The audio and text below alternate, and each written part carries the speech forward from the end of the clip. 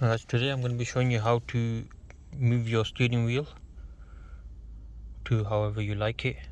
So in the Peugeot, so it is, when I first got in the car I didn't know where the hell it was. You can't see, there's no handle, and then I thought it was electric maybe, but there'll still be a button for it, but there isn't.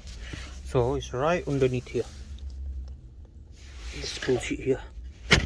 Okay, see, you have to lock it like that and then put it to exactly where you want it, and then you just push it upwards, lock in place.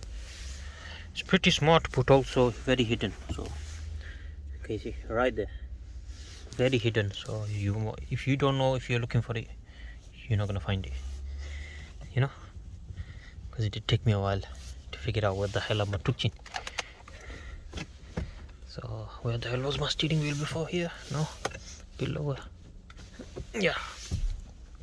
So I've got long legs, so I have to lift the steering wheel up and pull it out a bit. Otherwise the seating position is very weird. Yeah, thank you guys for watching. Good night.